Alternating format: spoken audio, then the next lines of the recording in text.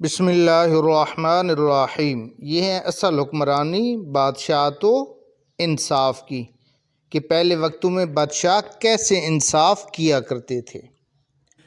کہتے ہیں کہ قطب الدین ایبک شکار کھیل رہا تھا، تیر چلایا اور جب شکار کے نزدیک گیا دیکھا تو ایک نوجوان ان کے تیر سے قائل ہو کر تڑپ رہا ہے۔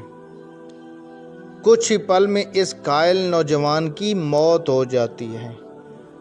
پتہ کرنے پر معلوم ہوا کہ وہ پاس کے ہی ایک گاؤں میں رہنے والی ایک بزرگ خاتون کا اکلوتا سہارا تھا اور جنگل سے لکڑیاں چن کر بیچتا اور جو کچھ ملتا اسی سے اپنا اور اپنی ماں کا پیٹ بھرتا تھا۔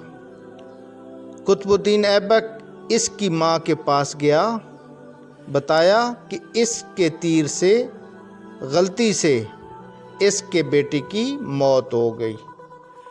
ماں روتے روتے بے ہوش ہو گئی۔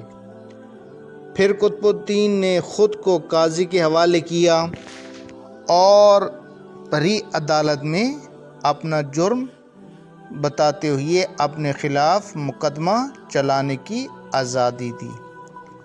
قاضی نے مقدمہ شروع کیا، بوڑھی ماں کو عدالت میں بلایا اور کہا کہ تم جو سزا کہو گی وہی سزا اس مجرم کو دی جائے گی۔ بوڑھی عورت نے کہا کہ ایسا بادشاہ پھر کہاں ملے گا جو اپنی ہی سلطنت میں اپنے ہی خلاف مقدمہ چلائے، اس غلطی کے لیے جو اس نے جان بوجھ کر کی ہی نہیں۔ آج سے قطب الدین ہی میرا بیٹا ہے اور میں اسے معاف کرتی ہوں۔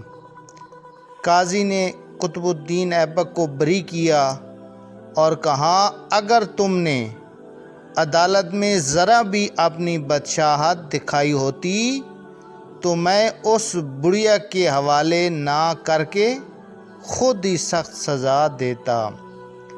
اس پر قطب الدین نے اپنی کمر سے خنجر نکال کر قاضی کو دکھاتے ہوئے کہا کہ اے قاضی، اگر تم نے مجھ سے مجرم کی طرح رویہ نہ اپنایا ہوتا تو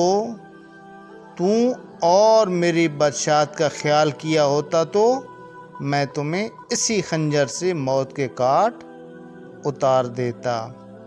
یہ ہے اصل حکمرانی بادشاہت و انصاف اور یہی ہیں اسلام کی تعلیمات۔ اسلام صرف پیار و محبت، بھائی چارگی، برابری اور انصاف کی تعلیم ہی دیتا ہے۔ ہمیں تکبر، نفرت، ریاکاری، طرفداری اور باطل کی خوشنودی حاصل کرنے سے پرہیز کرنا چاہیے۔ اللہ تعالی ہم سب کو اسی طرح عدل و انصاف کرنے کی توفیق عطا فرمائے اور نیک عمل کرنے کی بھی توفیق عطا فرمائے۔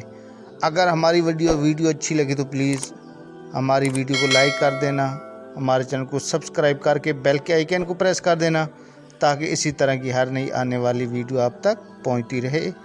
اللہ تعالیٰ آپ سب کا حامی و ناصر ہو۔ والسلام ورحمۃ اللہ۔